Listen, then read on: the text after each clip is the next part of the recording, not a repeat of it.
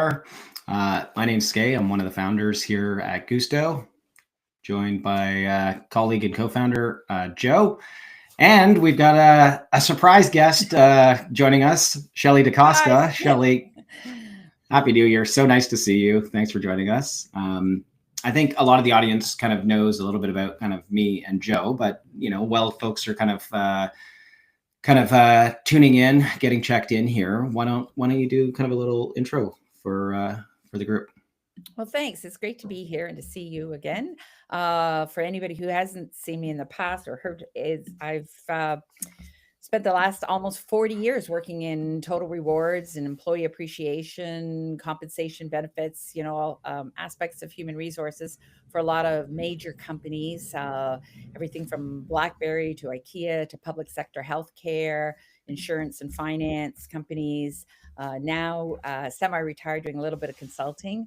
But my real passion is what we can do to show employees appreciation and link to culture and create a culture of recognition in organizations. So I always love the opportunity to talk to people at Guusto because it's a great idea.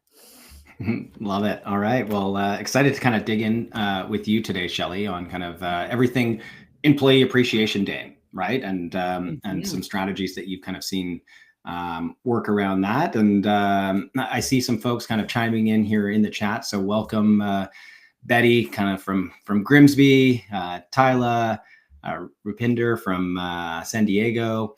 If you are joining us, feel free to kind of chime in the chat there. Nina from Victoria, Noel, Houston. Great. Thanks for taking the time, everybody, to join us today.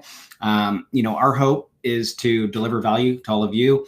We live in this kind of recognition, reward space, employee appreciation. And so, we've got some ideas around kind of what we do internally here, as well as, everything that we hear from clients that they're doing around Employee Appreciation Day. So we'd love to kind of, just share that knowledge with all of you so that you can do kind of some, outstanding things to appreciate your employees and hopefully drive kind of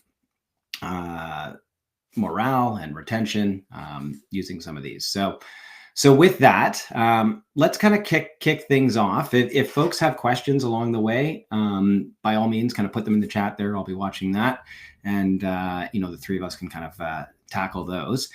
But Shelly, let's start with you. You've been in kind of total rewards in kind of the recognition space for 40 years. Tell us a little bit about some of the things that you've seen work really well for Employee Appreciation Day kind of along the way. Sure. Thanks, Gay.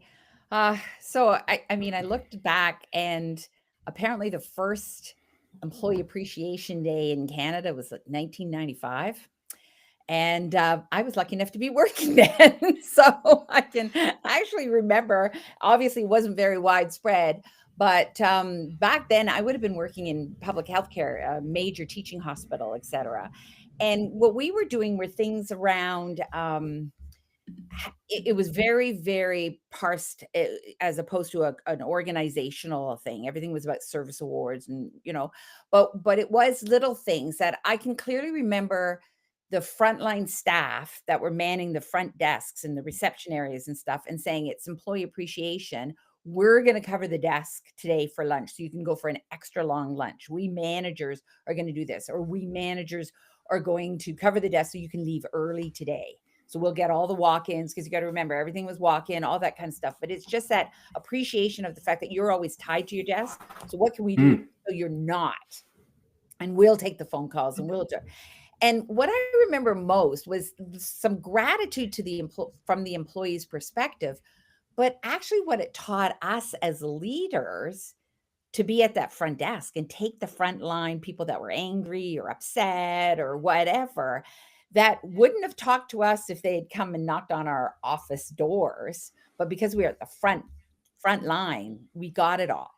And so here we were trying to give to the organization for appreciation. But as managers, we learned a ton by doing it. Learned about the organization, learned what our employees were really dealing with on the front line. And so I think it's just adds to how great it is to do anything you can for employee appreciation. I mean, there's things that are working and things that don't. At BlackBerry, it was all about like a lot about swag and the culture of appreciation. So we had rim days, we had rim wear, because of course the company was called Rim before BlackBerry. And once we started to sort through what employees appreciated and didn't appreciate, right? And diverse products so that we weren't giving vegans leather jackets for rim wear because they really didn't appreciate that. Those kinds of things. And then expanding that into in the summertime, ice cream Fridays. And that was still all about appreciation, food trucks, things like that. That whole kind of summer celebration. IKEA, interestingly enough, never linked specifically to the individual day, but they had the strongest culture of appreciation than most of the places I worked with, because there was always an ongoing, "You're our employees, we appreciate you."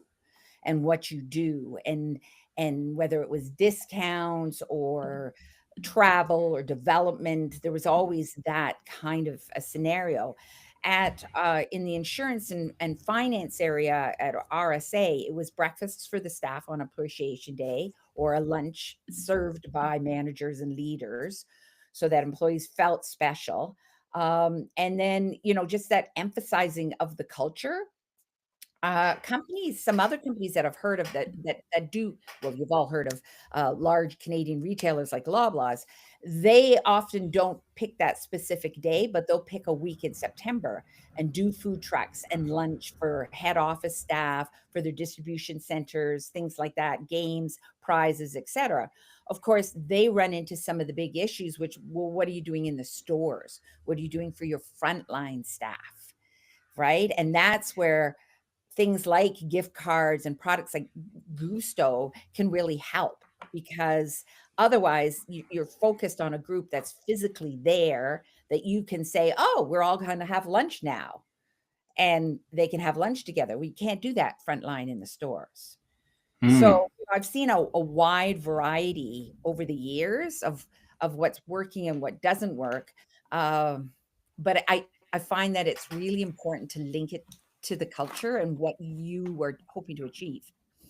A couple things that stood out to me there from your comments. One, I loved your initial example around kind of managers kind of stepping in to help the frontline employee, or whether it's a mid-level manager stepping in for their direct report.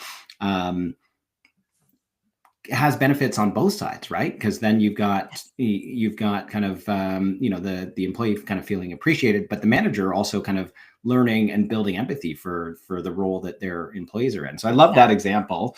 And then I love the other call out. And I think this is kind of a theme that we're going to kind of click into here a little bit.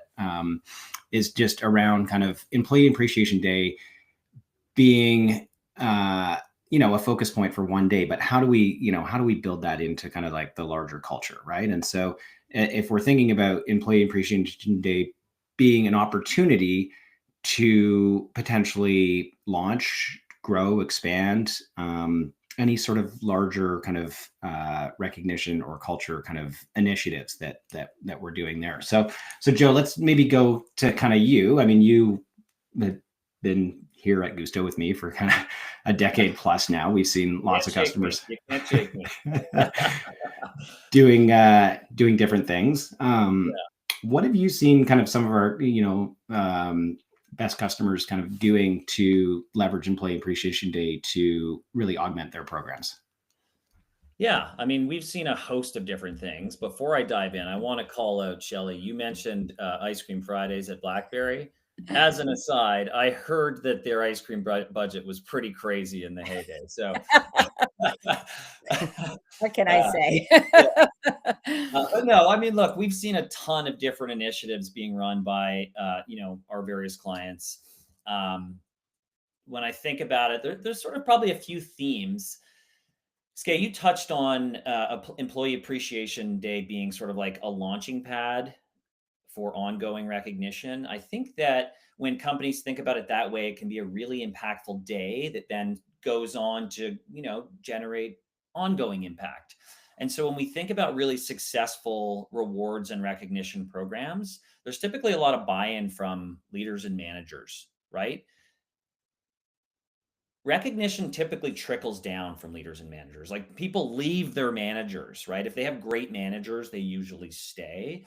And so when we think about, again, tying it back to Employee Appreciation Day, this is a great opportunity to really reinforce with leaders and managers that recognition is a big deal.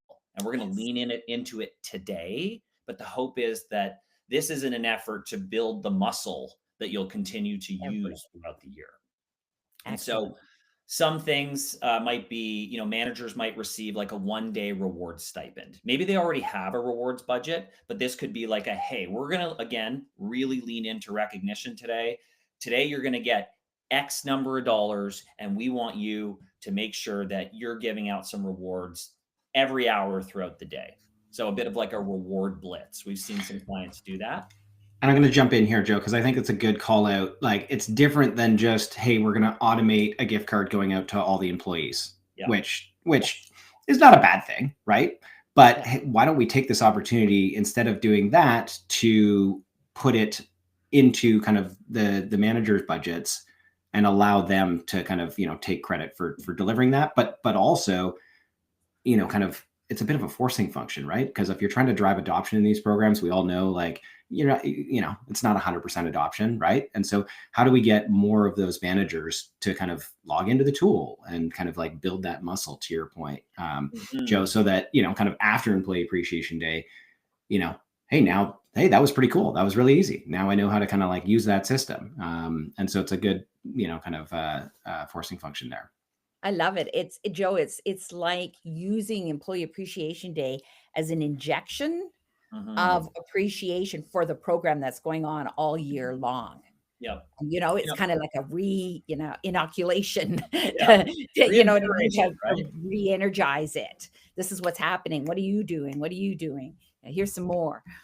Yeah, I'll take that even a step further. And so, if we have clients that are running a peer-to-peer recognition program, or maybe they're looking to launch a peer-to-peer program, a shout out challenge has been a really effective way to once again really lean into recognition. Say, today's the day that we're just gonna, it's gonna be a big focus of our day. And again, the hope here is that it's not just 1 day of recognition, but this is helping to build the muscle. And so with that shout out challenge, there may be some targets like, hey, we want to reach X number of shout outs throughout the day. And if we do, we've got some rewards at the end of the day. Or if we reach that target, there's a charitable component and we're going to make a donation.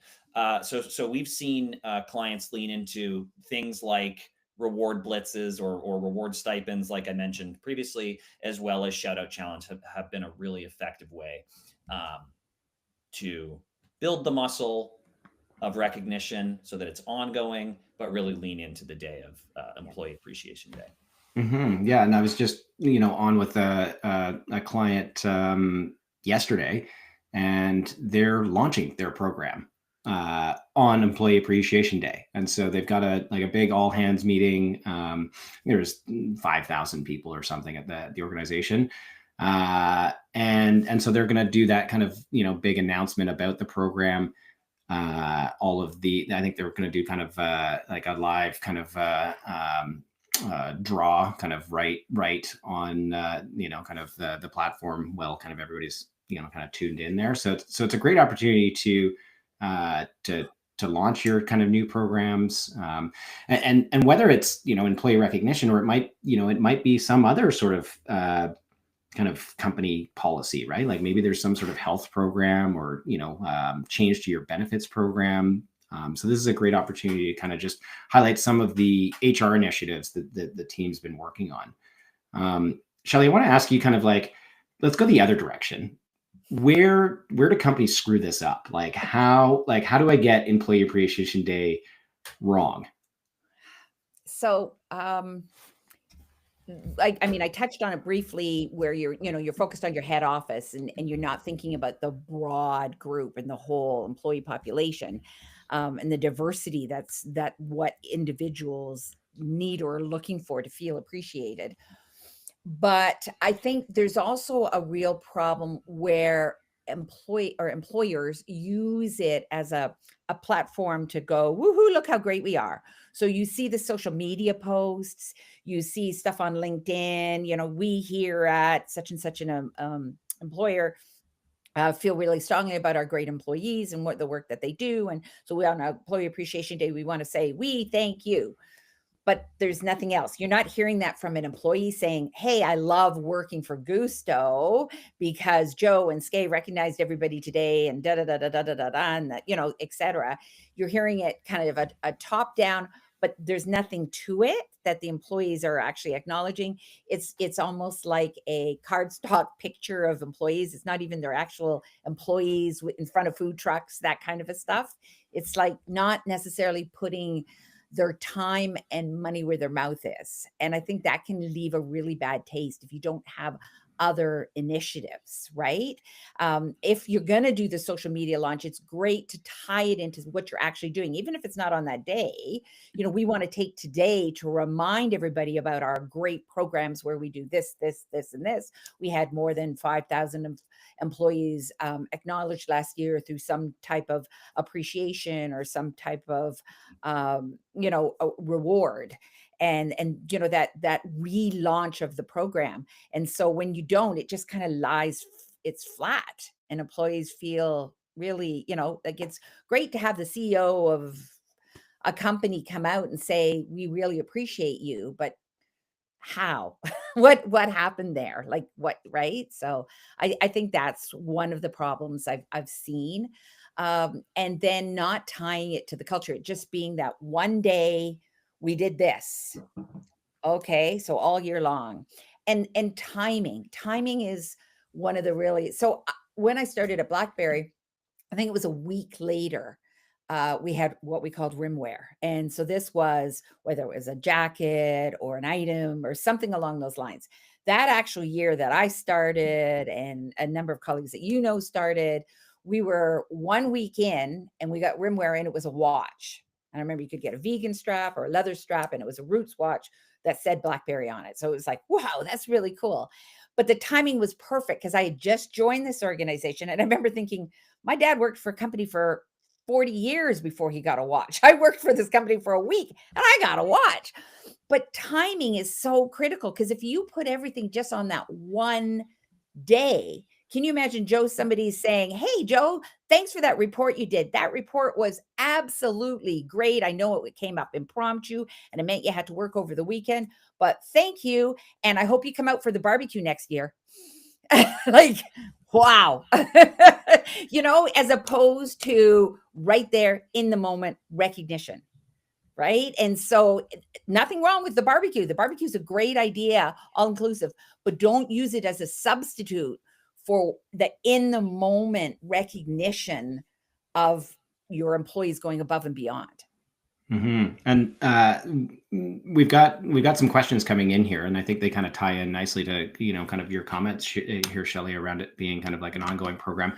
So Noelle asks, and I think a few others have kind of weighed in that it would be helpful to learn about kind of generating executive buy-in or leadership buy-in, and so it's difficult, I think, to go to your executive team and say, hey, we want to do this big barbecue or 1-day event for recognition and rewards, and tie that back to kind of definitive metrics. And that's where like an ongoing program can, kind of be a little bit more kind of impactful. In fact, you highlighted, Shelley, like on Employee Appreciation Day is potentially an opportunity to surface to the organization some of the results from, how much recognition has happened at the company. It might even be a great opportunity to highlight some of the real culture champions, right? So, hey, we're going to bring up Bob here, who has done, 6,000 shout outs this year.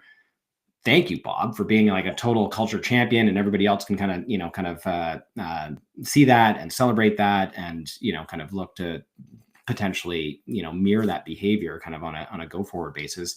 But what have you seen kind of work really well in terms of like getting budget approvals for Employee Appreciation Day events?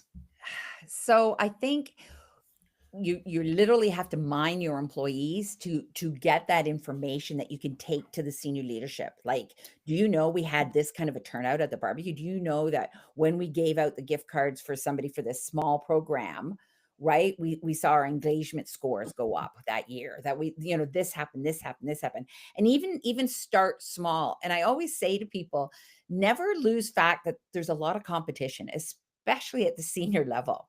So you may have a program in place and you need to infuse more dollars, or you're trying to get more leaders to get on board. So you've got, a few of the Georges that are doing the recognition, but you don't have enough of them.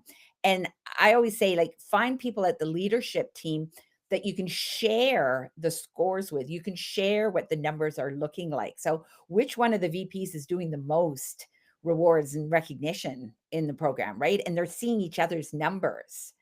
And it's like, wow, okay, well, I don't want to be the lowest guy that's recognizing people in the organization.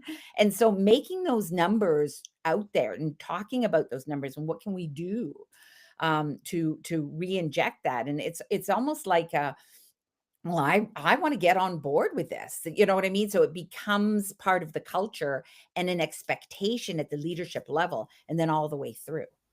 And Joe, maybe you can comment a little bit on kind of, where this comes up in conversations with clients and prospects, but often it's a case of kind of saying, hey, let's crawl, walk, run, right? Like, let's go take a group within kind of a larger organization and actually deliver some results. So we're going to invest in kind of this rewards and recognition program, whether it's, kind of something like Guusto, or it's, a series of events, or kind of changes to benefits, something like that. And then let's look at how their underlying metrics around engagement scores that Shelley mentioned, or retention, kind of, compared to the rest of the organization. Can you kind of speak kind of to that, and like what you often hear kind of customers, like you're talking to a lot of customers, right, that are looking at, kind of different reward platforms. Yeah, you were coming in a little bit choppy there for a minute, Skay, but I'll filter through. What we see a lot of our successful clients do in thinking about building the case up to leadership. I mean, there's a few things, right? I mean, things like retention, there is a lot that goes into that. However, there are some clear indicators that retention, for example, is being impacted by people not feeling appreciated, right? Are you asking the question in an engagement survey? Do you feel appreciated? I mean, that question, if you're not asking it, you should, right? Like, we want to know on a scale of 1 to 5, do you feel appreciated? And if that score is low, that's a great number to bring to your leadership team to say, like, hey, we've got a bit of a problem here. The other thing is exit interviews. People are usually really, really honest when they're leaving the company. Like, what was working, what wasn't working? And like, there is typically a trove of information that comes out of exit interviews around how people actually feel. Did you feel appreciated while you were here? Like, no. Okay, so that's a big one. The other thing to look at is your employer brand out in the world. What are people writing on Indeed? What are people writing on Glassdoor? Those are also indicators, and those are things that you can use to build a business case up to leadership. And in fact, we actually have a really concise one-page business case template. It's, vendor agnostic. You can literally just take it, plug some numbers in. It's pretty simple to use, and will really help you synthesize and communicate the case up to leadership. Maybe Kyle, maybe we can link it up. Oh, it's in the executive pitch kit. There you go. We've got an executive pitch kit, and so we're happy to share that out if that can be helpful. So I'm going to pause. Did I answer the question you were asking, Skay, or did I go in a different direction? No, that was great. And the executive pitch kit is kind of like a great resource. I was going to bring it up if you didn't, because it not only has kind of the one page template in there, but it's got kind of a few other pieces, kind of some video content and ROI calculators, things like that you can kind of take to your executive team. So some good thoughts there. And I'm just reading through. Thank you, everyone, for kind of all of the participation here in the comments. So we're going to kind of try to get to all of these. But I want to kind of come back to Shelley. Um, what like what specific follow-up actions can be taken like after Employee Appreciation Day? And so like, we've done the event, or we've done some sort of program invigoration. We've given managers budgets. We've done, kind of a shout out blitz. What are you thinking about kind of in, the week or two kind of following Employee Appreciation Day? I think that's your opportunity to kind of provide manager insights on what's going on, who showed up, what was people's response to it. I mean, we survey employees all the time, but there's nothing wrong with surveying how was Employee Appreciation Day and providing those insights to the leaders. Like, did this hit the mark or did it not? Did people feel appreciated on that day? Do they feel appreciated throughout the rest of the year? And I think it's to keep things moving so that you're providing that information to the leader on how the day went, but you're also giving them opportunities to keep it going with a reward program, with those kinds of numbers. And again, to have them understand, like, this is a start, it's an injection. Maybe we just launched it. We used Employee Appreciation Day to launch, like the example you gave, or we used Employee Appreciation Day to increase the numbers of people that have a balance that we put in their accounts. Um, and the small walk run piece too.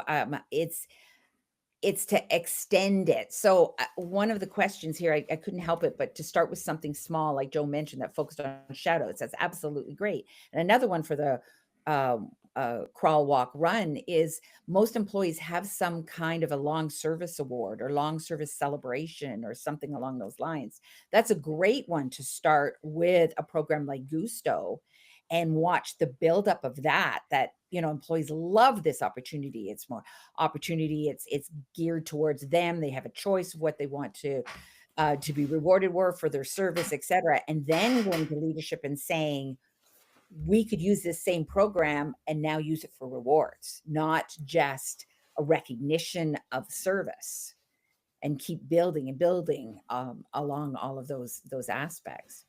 Okay, great. I'm going to pull on a bit of a thread here, and Joe, feel free to kind of like jump in. But Ashley's asking a question, around best practices to shift the expectation off of, solely HR or the people and culture team being responsible for recognition and Employee Appreciation Day. Like, how do we generate more buy-in from managers, kind of into this being kind of like part of their job, right? And so, Joe, you want to kind of like jump in there? You got some ideas on how to kind of drive manager engagement? Yeah, I mean, I think the key to decentralizing recognition away from just the HR team or the people culture team is first ensuring leaders have tools to give consistent recognition, right? Like, leaders and managers are busy. Let's be honest. They got lots going on. But if we leave them to their own devices to just like, hey, you figure it out, just make sure you're given a lot of recognition. Like,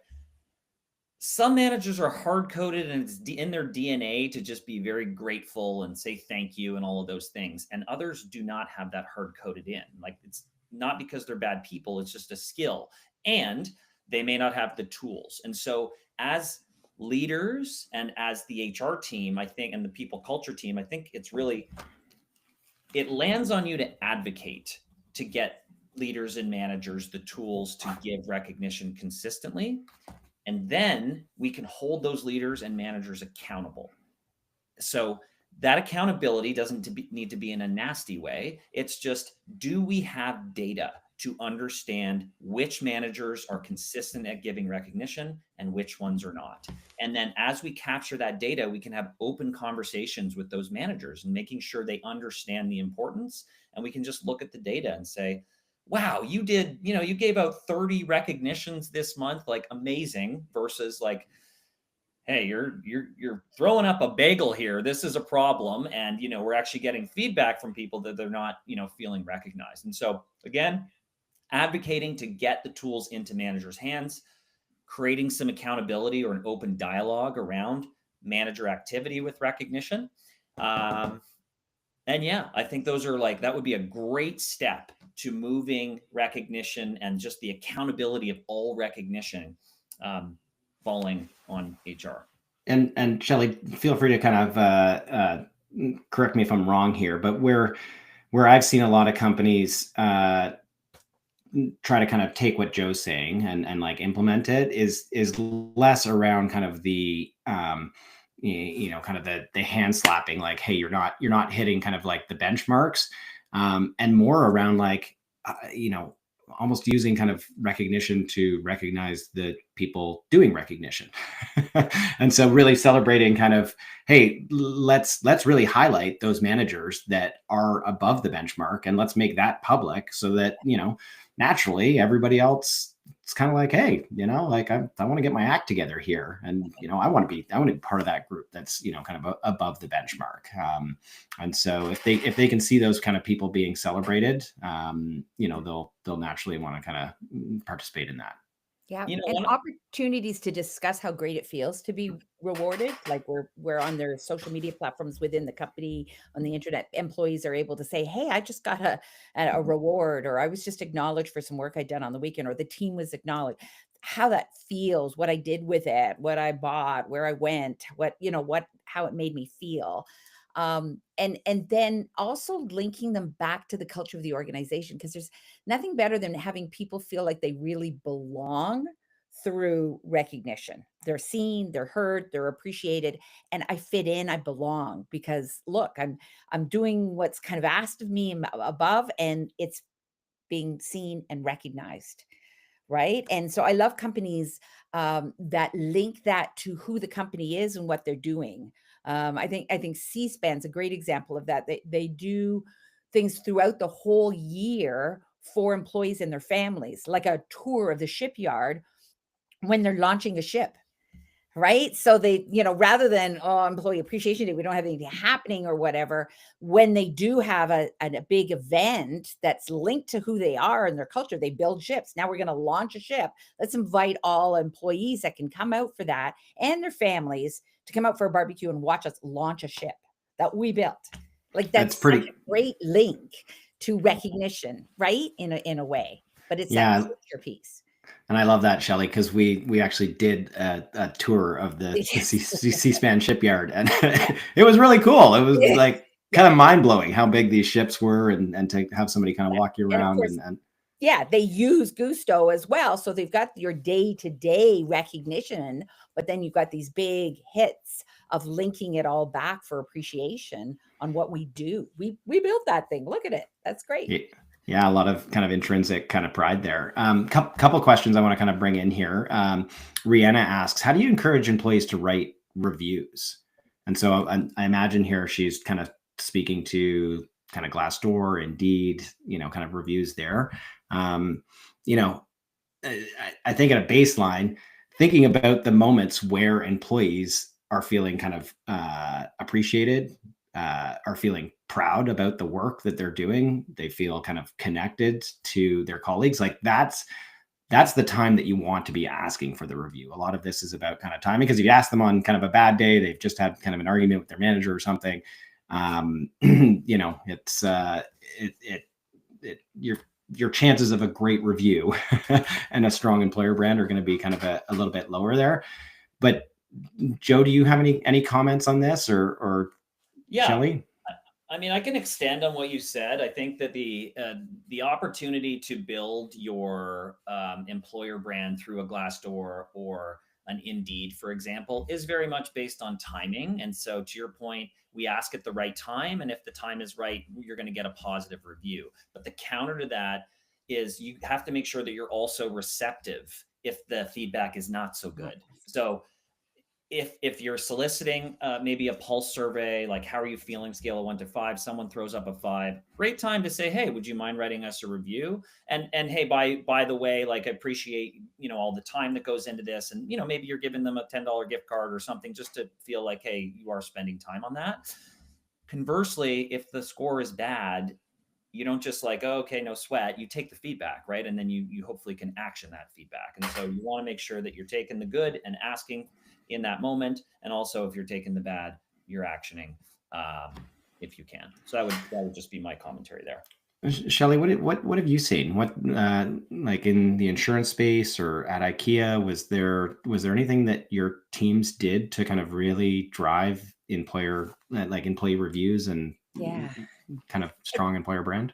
I think it's great when you can showcase, whether it's a leader that is giving a lot of recognition, that truly gets it, understands it, and can teach others, so to speak, or showcase those strong employees that are being rewarded and how that feels and what's going on. And then if you can link those into where you've got opportunity to showcase yourself as an organization, whether it's, top 100 employers or great initiatives employers or all of those kinds of things, because there's articles you can publish, you can get out there on LinkedIn and post, we did this today, we did this for our employees, and ask that employee whether they would like to comment on that on LinkedIn for you and take it from there. Or do you know what I mean? Like showcase it, that really strong, well, how does it feel? It's almost like a little mini interview. How does it feel to be the leader at Guusto that gives the most rewards in 2024? How did that feel? What's that like? And do you think you impacted employees? So it's just that little interview kind of piece. And then from there, how would you feel about posting this somewhere else, and so on and so forth? I think some of the strongest ones is when without actually having it happen, prompting it, an employee goes ahead and posts on LinkedIn, I'm proud of my employer, I'm happy to work here. And you build on that. You take that and then post it on your internal site, or somebody from another organization posts, wow, that's pretty cool. And that's, to me, that's the best ones. And my comment around this is that if you're looking to drive kind of reviews, either for your employer brand or like any sort of business, like even here at Guusto, right? Like driving kind of reviews of our product and software, it's really important to kind of operationalize it, right? Like leaving it to kind of ad hoc, hey, we'll, ask managers to ask employees here or there to kind of do something, whatever. It's really tough to drive any sort of metrics in the right direction there, right? And so if you've got ideas, Rihanna, around kind of like some specific times or processes where you might be able to kind of like build in that kind of that request for a review, if you can kind of operationalize that in the business, maybe it doesn't kind of like, generate kind of hundreds of reviews right out of the gate, but over time, like if you're thinking about kind of like over a year or 2 years, that kind of 2, 3, 4 reviews that kind of come in kind of every month from that process start to really kind of build up and drive an impact. It also looks a lot better in terms of the employer brand, rather than, oh, all these reviews came in on June 25th and then they had nothing for kind of like 4 or 5 months, right? Noelle has a question here for us around kind of finding cost-effective, budget-friendly ideas, to do stuff with employees kind of who are working remotely, kind of all across the country. And I love kind of Tyler and our team kind of jumping into the discussion in the chat here. For those that aren't in the chat, she posted kind of a blog. I think it's we can bring it up here. There we go. It's got about 20 or 21 different ideas for Employee Recognition Day, or Employee Appreciation Day. So definitely kind of go check that out. There's lots of ideas in there, some that we've kind of discussed today. Shelley, as we kind of like wrap up the discussion, like what's your kind of like big takeaway for the audience and like action item? I think for me, it's a little bit, it's around that timing piece, that utilize this day that's common across all of us for employee appreciation, and get your ideas going, and right, like utilize it to, whether it's to inject your current program or to start a new program, or just reinforce your culture of recognition in your organization. Absolutely. And get creative with it, know your employees, and try to make it as broad as possible, so all of your employees feel like they were appreciated somewhat in that day. But don't count on it only being that day. like I said, the timing is everything with appreciation, and saving it all up for Employee Appreciation Day is just not going to provide that culture of recognition that you need to provide. So it's looking at, now we build on this. What more can we do? And can we do something halfway through the year? Can we say, hey, you remember we launched on Employee Appreciation Day back in March? Well, now it's 3 months later. These are our numbers. Let's talk about it some more. Let's post something new. Let's start it again. Let's keep the ideas going. Keep the generation. It's almost like small acts of gratitude and kindness and appreciation all year long means so much more than just one day. But don't lose sight of that opportunity on that day. And Joe, how about on your side?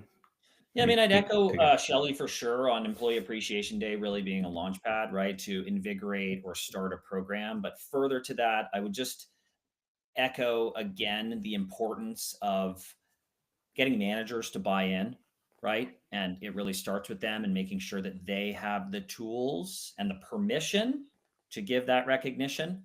And then I'm going to touch on one other thing, pull on a thread around operationalization. Skye, you touched on operationalizing reviews. I actually think that, well, I know that it can be very impactful to operationalize recognition in some situations. So think about, how can we hard code recognition into our day-to-day operation?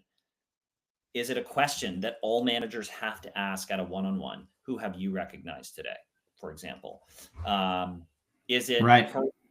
Is it hard coding recognition into the onboarding phase where, on day 30, day 60, day 90, recognition automatically happens? So, there's lots of ways that we can operationalize recognition. I also think that's a really impactful way to drive adoption. Yeah, I like that. And I know that's something that's really kind of effective here internally, right? Is at our leadership meetings, kind of either at the start or at the end of each meeting, asking our leaders like, hey, who did you recognize this week? And it kind of holds them all accountable in that public forum to, be highlighting some of the recognition that they sent.